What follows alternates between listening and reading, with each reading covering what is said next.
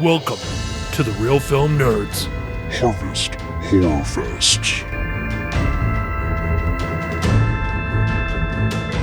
Hello, and welcome to another Harvest Horror Fest for the Real Film Nerds.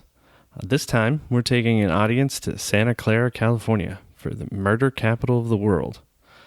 And Matt, this one is one of your favorites, so do you want to give the intro right now, or do you want me to spoil it? I guess we've already teased it enough earlier, but what do you think? What do you mean by intro? You're doing the intro. You're the intro man. It's Harvest Horror Fest time. Yeah. No, I know I'm doing the intro. Sorry.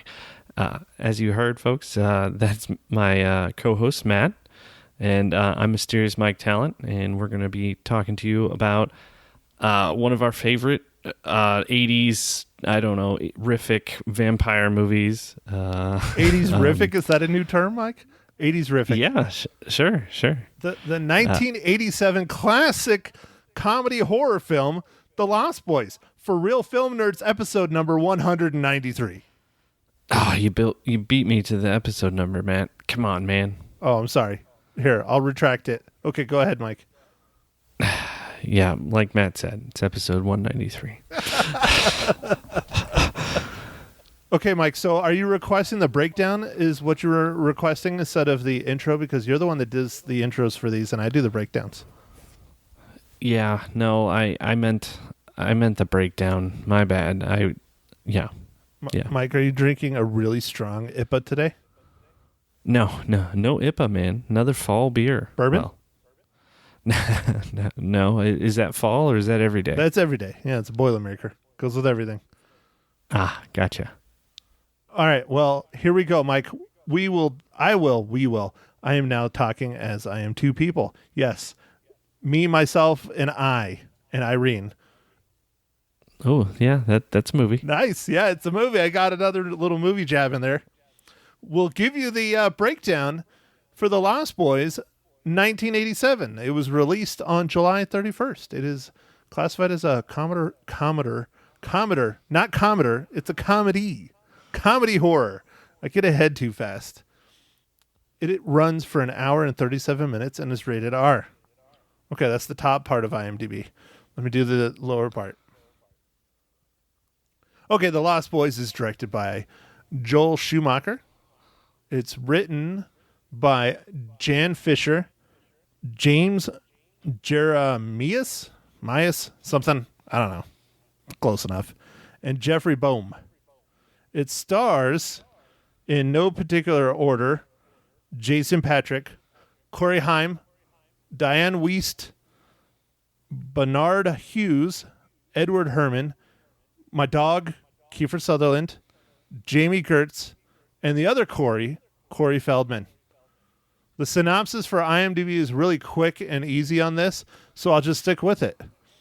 After moving to a new town, two brothers discover that the area is a haven for vampires. Mike, this movie is freaking amazing, incredible. We don't even need to keep talking about it. We'll just stop. Everybody go watch it. All right. I'm okay with that, Matt. I think this movie is a lot of fun and everybody should watch it. It's goofy. It's fun. There's some adventure. There's stupid teens. It's great. So, Mike, I got a question for you. Yes. Do you think vampires are technically classified as monsters? I don't know. That's a good question. Well, I don't think so.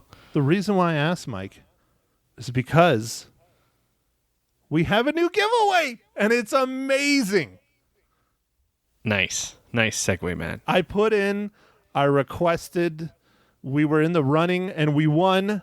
I teased this a couple pods ago, and we got the giveaway from the studio for the brand new film. It just dropped on last Friday on October 16th, Love and Monsters. Ooh. It is currently premiering at home. It's starring Dylan O'Brien, famous from Maze Runner and the Teen Wolf TV show on MTV, which I don't watch MTV anymore. This thrilling adventure delivers epic action and laughs as a young man makes a dangerous journey in a monster-infested world to be with the girl of his dreams.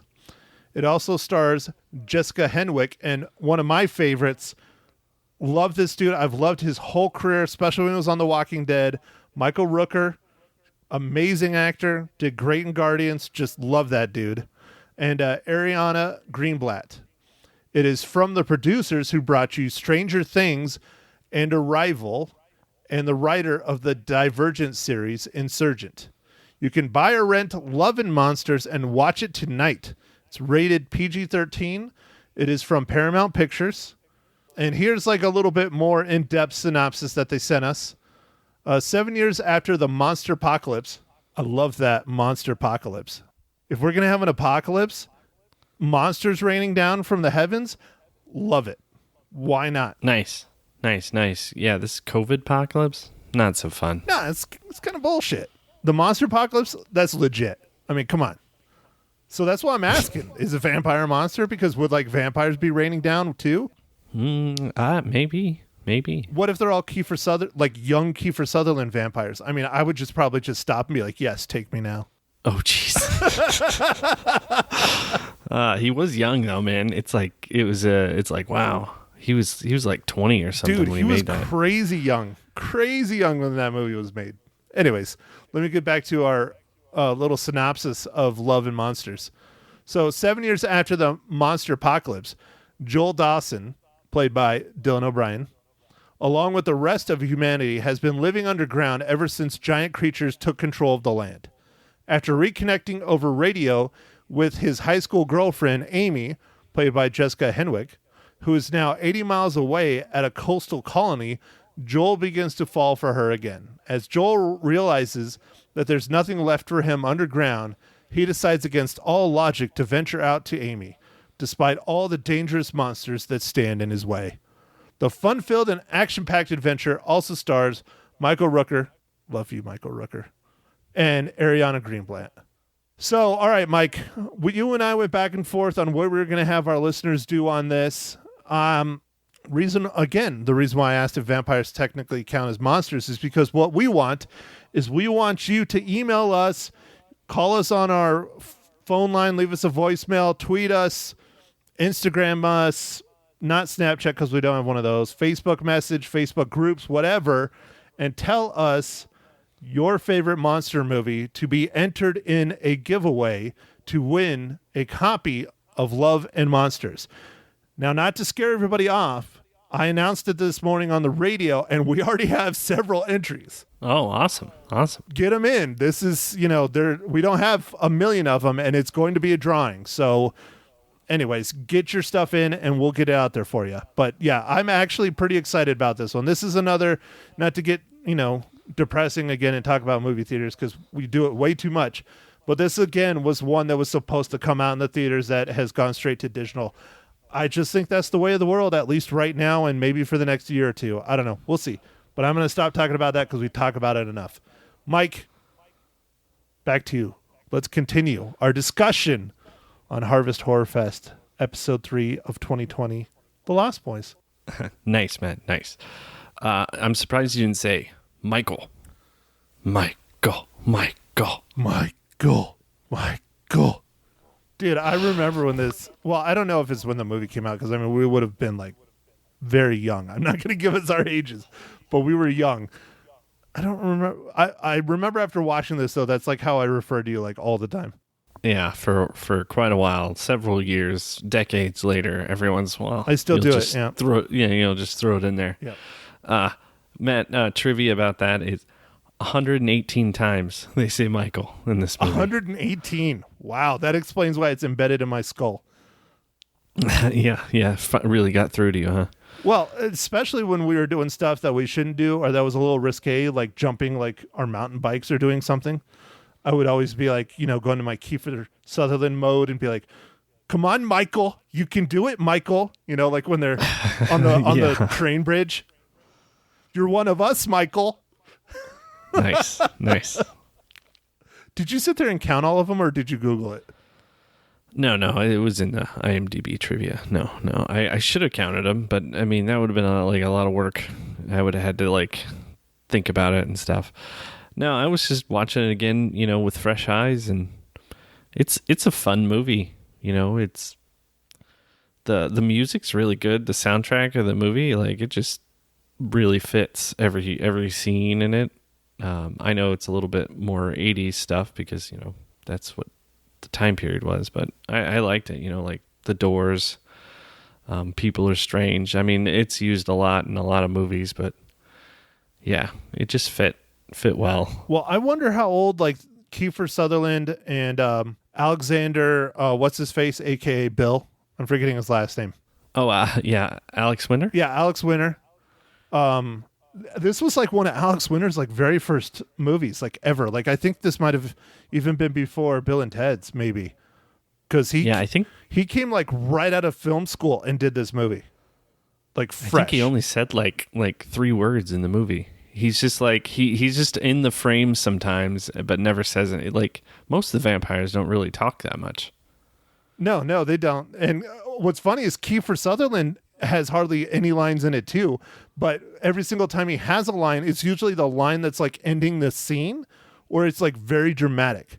Like he talks about it again. When I watched the behind the scenes stuff that Mike didn't watch, Kiefer Sutherland talks about it, and they did the like interviews with all the main actors like 20 years ago now, but it was 20 years after the movie was made, and they were saying Kiefer Sutherland was like, yeah, he's like, it was great. I hardly had any lines, but when I had one, it was like a good, like one-liner kind of line that you're going to remember. He was like, it was great. Yeah. Another thing that was really crazy about this movie is I guess it was really well planned because they filmed it in 3 weeks. 3 weeks? That's pretty impressive for a film because you normally it's 3 months, isn't it? Yeah, I'd say the average is between 2 months and 3 months, depending on locations and stuff. Obviously, this one was heavily featuring one location. Santa Carla is actually Santa Cruz, California, and the boardwalk and stuff. I guess it's still there, and you can still see a lot of the same kind of things. I mean, it's been changed over the years, but that's kind of cool. Yeah, well, Santos talks about it a lot because Santa Cruz is more northern Arizona, Northern California, and he grew up going to the boardwalk when he was a kid, and he's a little bit older than us. But I think I don't remember the trivia behind why they went with Santa Clara instead of calling it Santa Cruz. I think it was something about how the city council or the town thought it would make like Santa Cruz look really bad, and it's known for being touristy in the boardwalk and all that stuff. And so they combined like I don't remember the other town. Well, anyways, it doesn't matter. They combined 2 towns in California to make Santa Clara. Oh, okay. Interesting. Yeah. But it was fun. I really like the eclectic grandfather, his house with all the weird things and I guess taxidermy and all kinds of things. I liked his house was pretty cool for like the finale of this movie. I thought it was a really neat spot. I just like this movie overall. I mean, I even like their main title track, Cry Little Sister. Yeah. Because I have a little sister and it always reminded me of her and making her cry.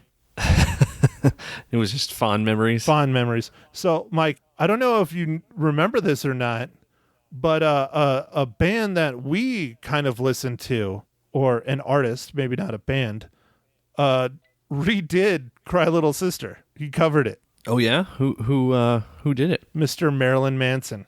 Oh, interesting. Okay. Is that recent? Is that Yep. on his newest album? 2018. No, it was for another film. Oh, okay. Cool. Yeah, no, I didn't know that. That's some good trivia, man. Good job. Where are you at? You're the trivia snob here, Mike. Dude, you're on it. You're on it. Is that what she said? Yes. I got to stop doing that. People are going to hate me. So, all right, Mike. Well, do you think we should move on to our spoilers discussion with you asking me questions? Yes, Matt. What are you drinking, sir?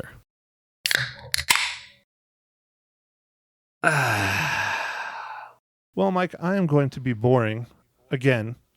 I was going to drink another Oktoberfest, but I decided not to because I still have a couple left in the fridge of my Four Peaks Pumpkin Porter. And it is Halloween. It is Harvest Horror Fest. I'm going to drink my pumpkin beers before they, are no longer in the stores. Mike, I think I saw it earlier. I'm not 100% sure. Your video is really bad because you're in a dark closet. Mike, I am in a dark closet. What are you drinking today, kind sir? Well, I was going for two, but you ruined that, Matt. I am drinking the Sam Adams Oktoberfest again, and I'm looking forward to. I got a pumpkin beer that I almost opened for this one, but I think I'm going to save it for the next one. You're going to save it for the final Harvest Horror Fest of 2020. Yeah, it's getting a lot harder to find any pumpkin beers around here. It's just in my area, it seems like maybe everybody is so depressed about COVID, they just drank all their pumpkin trying to get fall to come here faster. Well, PSL, man. Yes, yep. Yeah, Matt, remember the beer? It's called Basic Bitch. Look it up. Well, Mike, I still have some Oktoberfest left, so I will drink one of those next week. In honor of me, I should have drank it this week. I'm sorry. Oh, it's okay. It's okay. I was going to, but I put it back. I'm sorry. It's fine. I understand. You wanted to enjoy your pumpkin porter. That's fine. That's okay. It's a delightful brew, and it is quite pumpkin-y. Matt, actually, never mind. I have had one. I was thinking I hadn't had a pumpkin IPA, and then I just thought of one. I did have one last year. I was going to say, if one exists, I know you found it. Doesn't matter how much it cost or what country it was brewed in, you found it and had it mailed to you. I know that for a fact. I did have one. It was actually surprisingly good. Well, why wouldn't it be good? Don't you love IPAs and pumpkin beer? Isn't it like your perfect beer? I don't know, man. I feel like the flavors wouldn't necessarily always go together. Sweet and bitter? Yeah, I don't think that would go very good, but who knows? Right. So talking about sweet and bitter, Mike. Ooh. I don't know if that works, but I'm using it. I don't care. I'm going with it. Nice. Mike, how does The Lost Boys 1987, not the two sequels that I did not know exist until I bought them on Blu-ray, relate to the Marvel Cinematic Universe?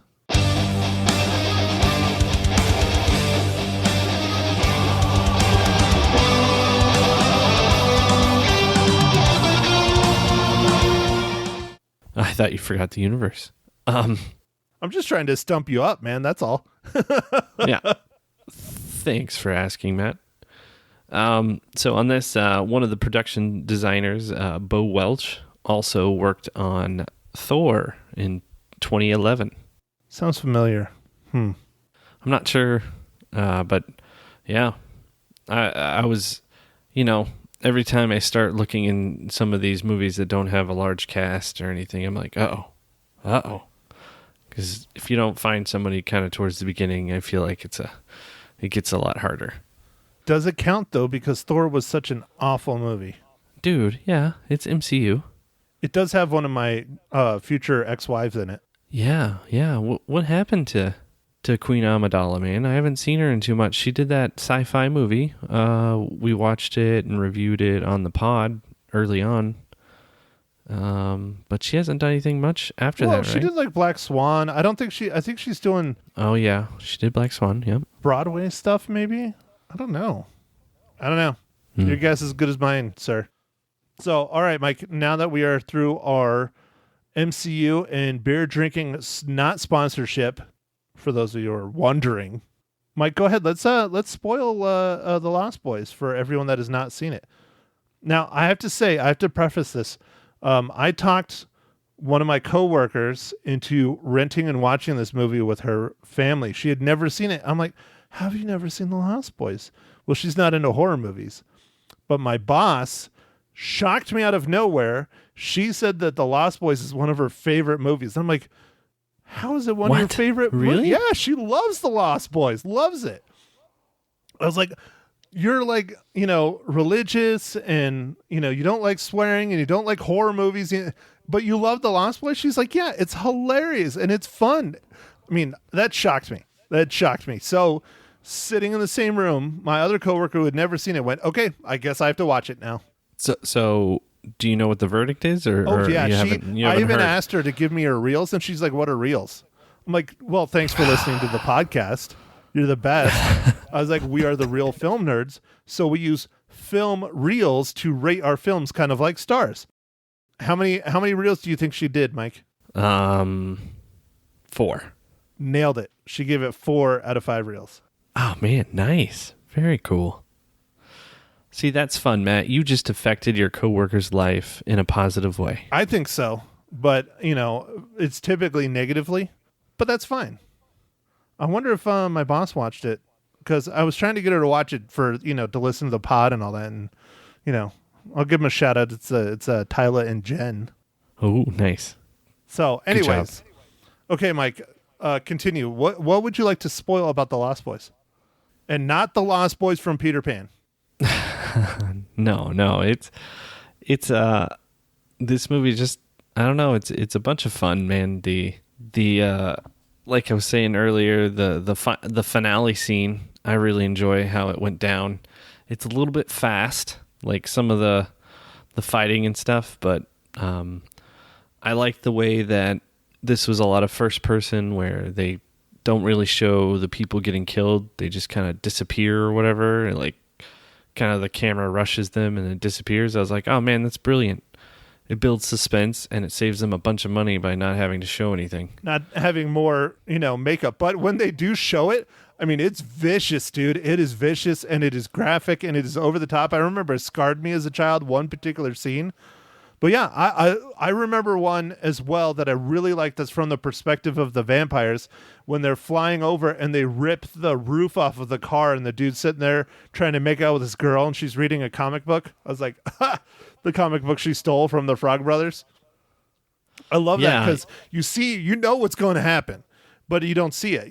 They're like, oh, they're gonna have some lunch.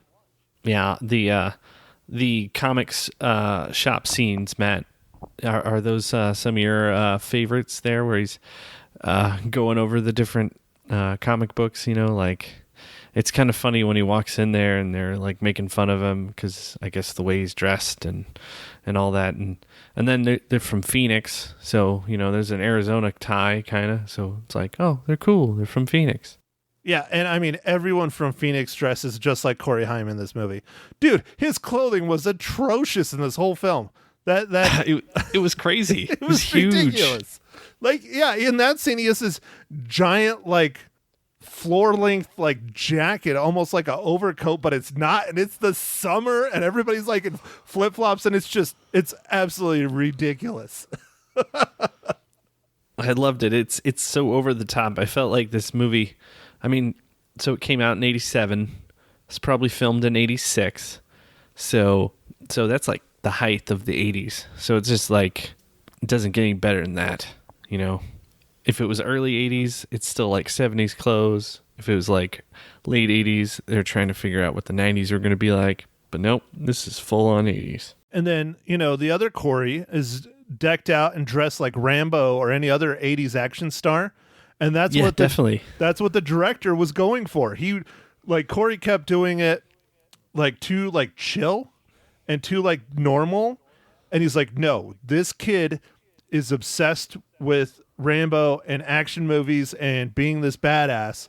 That's how I want you to play this role. And so he was talking about it again in the behind the scenes stuff. He went and rented like every single big action movie at the time, like all the Rambos, like, all the Jean-Claude Van Damme flicks, and just like powered through them. And that's how he developed the persona of the Frog Brother that he played. Oh, that's cool. I mean, I guess that makes a lot of sense, because he totally did look like he was some like vet kind of thing, but he's like a teenager, like what? And then his, mannerisms and stuff. So I guess that makes a lot of sense. Yeah. Son of Rambo kind of thing. Yeah. Son of Rambo. Yes. But this movie is also the very first movie that inspired a very long running friendship and acting duo of the two Coreys. that they got picked up in multiple films after this to work together and TV shows. Yeah. This is the movie that introduced them. I mean, there's some big time players in this. You know, it was produced by Richard Donner, who did like the Lethal Weapons and stuff, and then it was directed by Joel Schumacher, who's done all kinds of different things and has quite the. In fact, he just passed away recently this year. He's done some really good movies that I really liked, and this was like his third or fourth movie ever.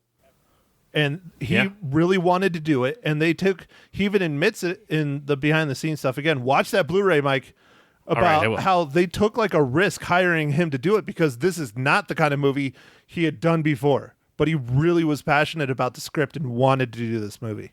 Well, I think that passion comes across. I mean, and then if the movie was really filmed in 3 weeks, they must have planned the crap out of this, man. Like, because it doesn't seem like there was any kinds of reshoots. You know, everything flowed really well as far as how it was shot and put together. So that means they had all the footage they needed. So, you know, I feel like nowadays they're just like, oh, we'll just reshoot it if we mess it up. Well, yeah, or we'll just fix it in post. That's like the key word. I mean, God, you know, people have used that on me. They're like, oh, you can just Photoshop that out, right? Yeah, if you want to pay me some more because it's going to take 7 hours. Ridiculous. No, get it right in the camera the first time to the best of your ability and then fix it later. Ugh. Oh, Matt, speaking about camera stuff, there was a little announcement from that company that you love. They have that fruit that you love. Pineapple? Yeah. Apple. Did you see? Oh, you mean the company that you love? That, you know, your firstborn's middle name is Apple. Yes, of course. Did you see, Matt, their new with Apple Raw? They came out with like their own format. Oh, for photos. I don't even want to look at that crap. Are you kidding me? Jesus, man, they're gonna break the photo industry. We've really gotten it down to like raw images, and then the DNG, which was developed by Adobe. DNG stands for digital negative, and that really is coming to prominence as a standard, so that in the future you can still have a program that'll open the things, because that's one of the problems with all these raw images. Every single camera shoots raw completely differently. And so 20 years from now, we might not be able to read the raw images that we are taking today. Oops. Yeah. So that's why I typically shoot, if I shoot raw at all, I shoot in raw and JPEG. So I will always have the JPEGs. Ah, okay. But it'll be greatly reduced, but at least you'll have the JPEGs. Right, yeah. It's still decent quality. I mean, when I worked for the paper, we never shot in RAW. I always shot JPEGs because it was faster. Ah, yeah. That makes sense, and less space, right? Yeah. And they didn't give me big memory cards like we have today. Like, I remember when I was an intern at the East Valley Tribune, I bought my first memory card. It was 512 megabytes. Okay, Ooh, not gigs. Yeah, megabytes. Yeah, and that 512 megabyte card was like top of the line, fastest Lexar. Guess how much it cost me for a memory card? $200. $150. Ooh, that's close. Yep. I still had it until fairly recently, just because I was like, I can't part with this. And now you can get like 128 gigabyte SanDisk SD card for, I don't know, $30, $25. It's crazy. But again, that's wow. SD. I typically use compact flash, which is the same memory I was using when I was in college, because they're faster. They're bigger. And anyways, I'm getting too techie. Yeah. All right. Yep. I got you. You did this. You did this to me. I did it. I'm sorry. Sorry, listeners. I'm sorry. I did it. It's like a good thing I didn't bring up anything about Star Wars. Mike, how dare you? Mandalorian season 2, October 30th. It's going to be amazing. Oh man, that's kind of like that's like your unofficial birthday present. Yeah, dude. Seriously, like I love the Mandalorian. Like when it was between Rise of Skywalker and the Mandalorian last year, I was more excited for the Mandalorian coming out because I knew everyone that was involved. than I was the Rise of Skywalker movie, and I 100% stay behind that. I love The Mandalorian. It's one of the best things that Disney has done since buying Star Wars. And it's because they put Jon Favreau and what's his face from the Clone Wars? I can't think of his name. From the Clone Wars in charge of it. That's why it's so good. Okay, I'm going to stop. All right. Sorry, I did Boys. that as well. Lost Boys. Vampires. Lost Boys. Vampires. Teeny boppers. Yeah, Matt. Dave Filoni. That's his name. Sorry. Okay. Comparing this to like Twilight, some of the more recent vampire-y series, how would I don't even know how we do it. It's so different. Dude, vampires don't sparkle. Although the blood in this movie was sparkly. Yeah, that's true. Especially when they peel back that dude's scalp. God, dude, that haunted me forever when I was a kid. That was the scene that was like ingrained in my skull. Ah, man, yeah, that's rough. But I did like when they go and they stake, Bill, yeah, they stake Bill. Yeah. Alex Winter's character. And, I'm like, man, they just really went for it, and it was too easy. Like, don't you think there'd be a little bit of, like, something that you have to, like, push against? No, it, like, went right through. Well, I wonder if it's like The Walking Dead. You know how, like, in The Walking Dead, the zombies... Okay, they're not called zombies. The walkers, or whatever the hell they call them, because that's the thing about The Walking Dead. Zombies don't exist because they're real. So there's no like lore behind zombies. So they don't know that word. Anyways, I wonder if it's like in The Walking Dead, where when they're infected and they become a walker, they no longer have like the consistency or the strength or density of like human bones and skin. It's almost more like a God, I don't even know how to describe it. Like Robert Kirkman, the creator of it, was talking about it.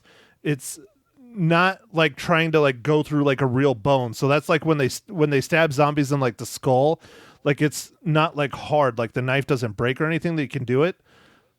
It's still a tough surface, but it's not like a human bone. So yeah, it's like degrading, like kind of like rotting, like it's not so much rotting. It just doesn't have the density. It's not like strong.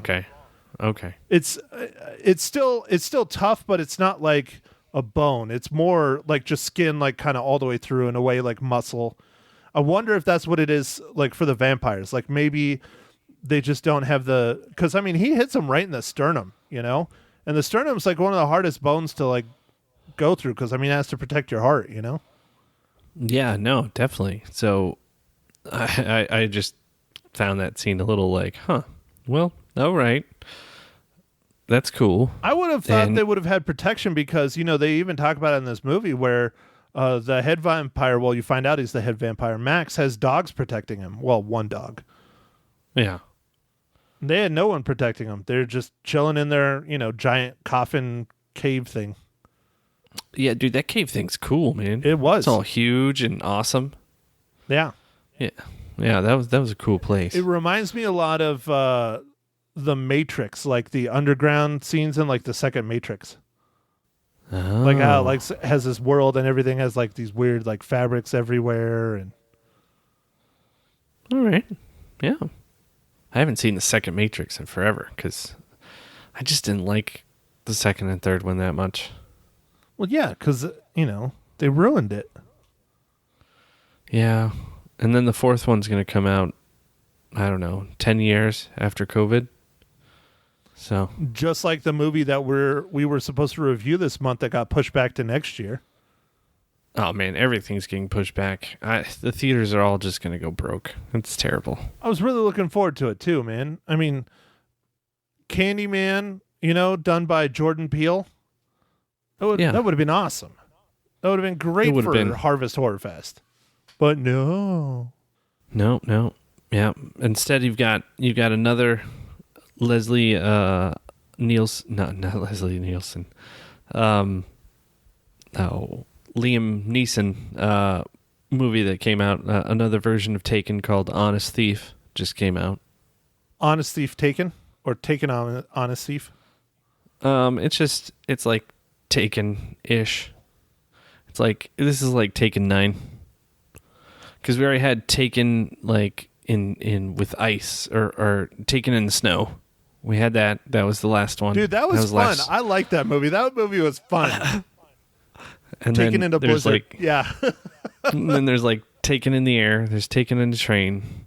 And then there's like the actual Taken movies. Taken 2, Taken 3.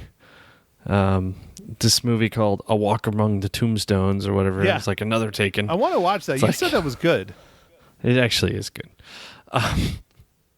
It's just, man, like, I love the guy. He's a great actor, but man, is he really just kind of pigeonholed into being Taken guy. He's typecast just a smidge.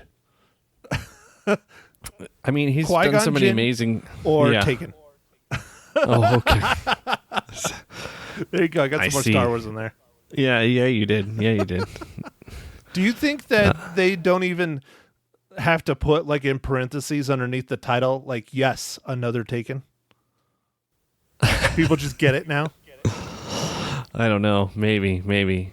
I did see an advertisement for a new movie that's a horror movie, Matt, and it's from Chris Rock, the comedian, and has Samuel L. Jackson in it, but it's like, it looks like it's a splinter of the Saw series.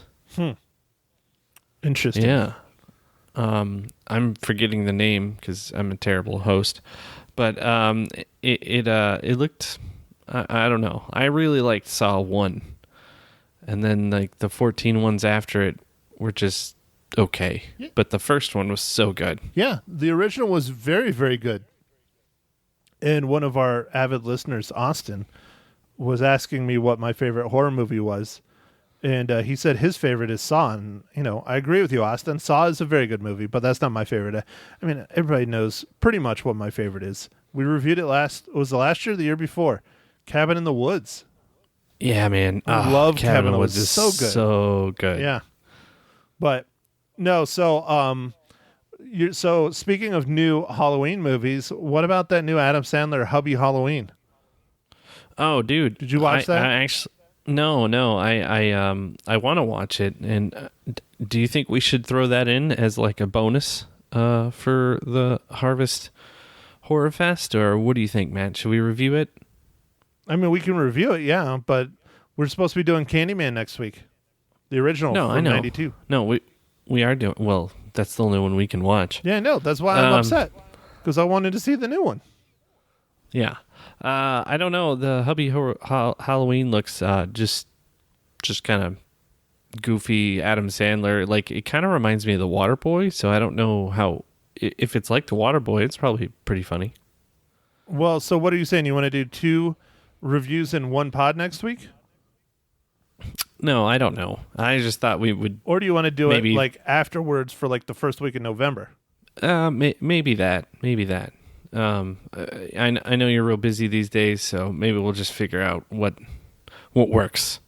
If there's nothing else, like, I don't know, doesn't seem like anything's ever going to come to the theater again, so I guess we got our choice of streaming stuff. Yeah, we do. Sad. So, all right, Mike. Well, I guess we should probably do our ratings and our reels for The Lost Boys 1987. Dude, I kind of right. want to watch the sequels just to see how bad they are. Maybe we'll do one of those, like, in November, too. Just because I really want to see how bad they are. I mean, God, like, the sequel came out in, like, 2008 or 9 or something, and then the third one came out in, like, 2012. It's like, oh, yeah, I was... that's not that long ago. I would have seen it come through the theater because I was actively paying attention to what came through the theaters, and I do not remember seeing either of those. No, I think those were the straight to what we used to call VHS, but that's a long time ago now. So straight to video. Now it's just called video on demand because it's straight to the internet. Straight to the internet. Yep. So Yeah. well, STI, straight to internet. That sounds like a. That sounds like a a venereal disease. disease. Oh, that's what they call them, don't they? Transmitted infection? I don't know. STD, sexually transmitted disease. But there's Matt. another one they use other than just STD. Anyways, it doesn't matter. I'm going to stop. This is getting ridiculous. All right, Matt. Well, then give me your reels right now. Okay, Mike. There's no way in hell you're going to beat this. Well, maybe. 4.5. No, well, you're higher than me, Matt. I'm at 4. No, I wasn't trying to beat you. We flip-flopped.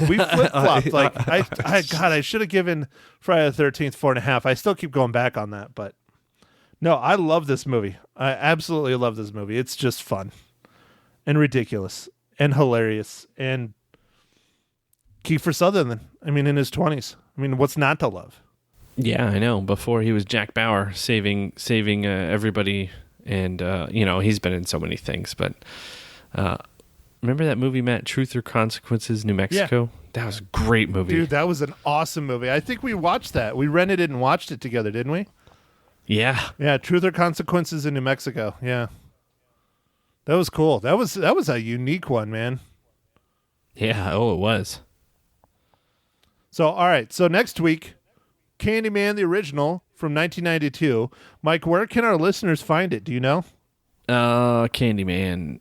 No, I'm not sure. What is it on? No, it's not on HBO.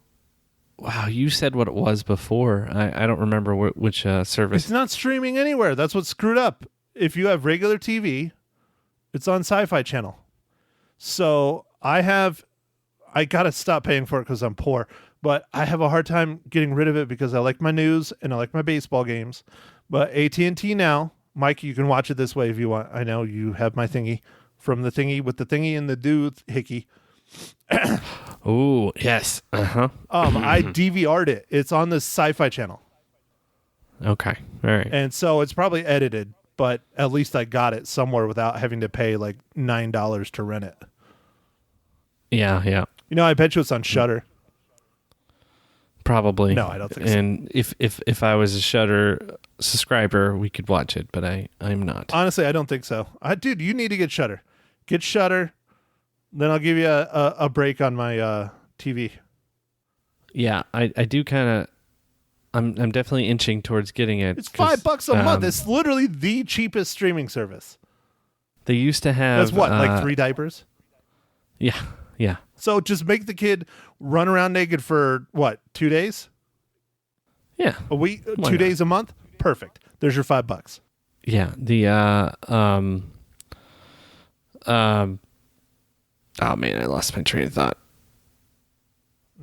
You distracted me, Matt, with the naked diapers. Now you're envisioning him running around naked, right? Except for he doesn't run yet. He doesn't walk yet.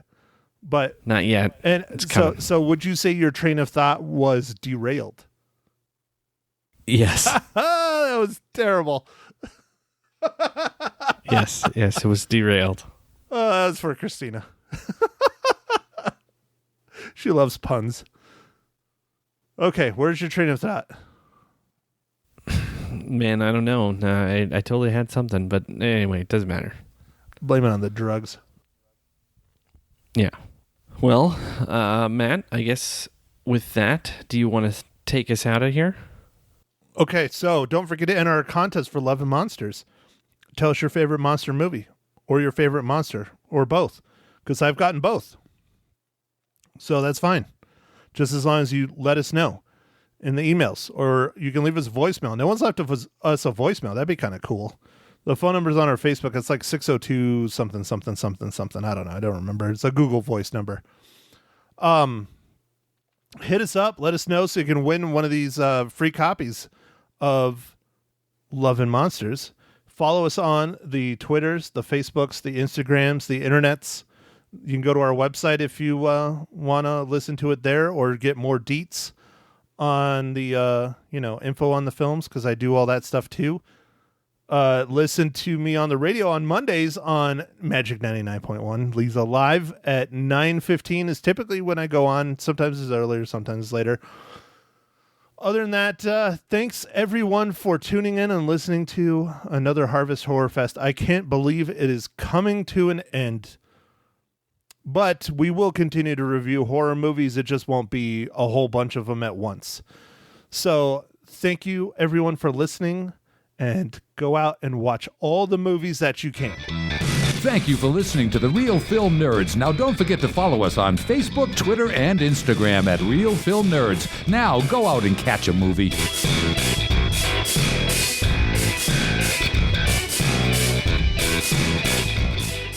Good morning, Magic 99.1. Who's this? It's everyone's favorite lost man. Oh, you once were lost, but now you're found. Matt Hinshaw from the Real Film Nerds podcast. How you doing, buddy? I'm doing well this morning. How are you, Lisa? I'm doing great. Excited to talk to you about one of my favorite movies, The Lost Boys from 1987. You weren't even born yet, were you? No, I was born, but the good news is at least I watched it this weekend, unlike someone I'm talking to. Oh, no. Who told you? I listened to your radio show. Come on. I think I admitted that at 6:15 this morning, Matt. Well, I definitely wasn't awake for that. Oh, okay. All right. Yeah, I didn't rewatch it, but I'm glad that you did. Tell everybody about it and tell them why they should. I absolutely love this movie. Yes, it is it's the great. Original teeny bopper vampire movie. Yeah. None of this Twilight, none of this True Blood. This is the original. It's, Kiefer Sutherland, Jason Patric, the two Coreys. It's just fun and ridiculous and gory and over the top and scary at times. I love this movie. It is a must watch if you like horror comedies or horror films in general, or Kiefer Sutherland. Yeah, or Jason Patric. Or Jason Patric. Yeah, I forgot your favorite. Yeah, Jamie Gertz is also in this film, as well as Diane Wiest. Great cast, and just a really fun movie to watch. Yeah, and I think Diane Wiest was coming off of either an Emmy or an Oscar win when she did this movie on top of it. Isn't that funny? Oh, it's even funnier. Yeah. Absolutely. What I like about it is it's a horror film and a comedy. It's a pretty successful combination of both. I think it's more horror than it is comedy, but there are definitely some good, hilarious parts. Like the Frog Brothers. The Frog Brothers are amazing. Yes. They're just absolutely ridiculous. Absolutely. I loved it. I'm glad that you loved it too. How many reels are you going to give it? Okay, are you sitting down? No way. 4.5. Oh my gosh, that is awesome. So the Horror Harvest Fest film festival is continuing. What are you going to watch this weekend? This weekend, we are going to return to the 90s with the original Candyman. Ooh. Now, originally on our schedule, we were going to watch the new re-release or remake, I guess you would say, of Candyman. It was supposed to be out this month, done by, I believe it's Jordan Peele, who did Us and Get Out. Okay. He did a new Candyman, but because of our lovely pandemic, it has been pushed back a full year. Oh, my gosh. So we're like, well, we'll do the original. There you go. So, well, you can't go wrong with that. Okay, so I got one more before I get out of your hair. Okay, what? I got what one you got? more exciting one. Tell me. We got an amazing giveaway this week. What is it? It is the brand new film that just came out on Friday. It's called Love and Monsters. Oh, my gosh. We got a bunch of digital codes, so all we're asking is our listeners to email us or tweet us or Facebook us or whatever and tell us your favorite monster movie, and we will enter you into the contest to win a free copy of this brand new movie. It literally dropped on Friday. That is just awesome. Tell me how they can do that. How do they get a hold of you? Nerds at realfilmnerds.com, or just search for Real Film Nerds on Facebook or Twitter or Instagram. We're on all of them. Okay. And let us know. My favorite monsters are in the film Monsters, Inc. See, that's already taken. I already got one of those, but it's okay. I'll put you in there, Lisa. I'll let you slide. Awesome. Matt Hinshaw from the Real Film Nerds podcast. Always great chatting with you, buddy. It's always great chatting with you too, Lisa. You have a great week. You too. Thanks. Bye. Okay. Don't forget to email me. I will never forget ever. Bye-bye. Yeah, right. Hey, are you getting a lot of people from the Trump rally calling in? Nobody has called in from the Trump rally. Not one person. I'm wondering how many people are really out there, because my girlfriend drove by and she said on her way to work, and she didn't see that much traffic or anything. But, that was like an hour ago. Yeah, There's a lot of pictures and videos on Facebook. Looks like a lot of people out there. A super spreader, Maddie. Stay in. I definitely. Yeah, me too. Take care of yourself, Lisa. You too. We'll talk to you soon. Yep. Okay, bye.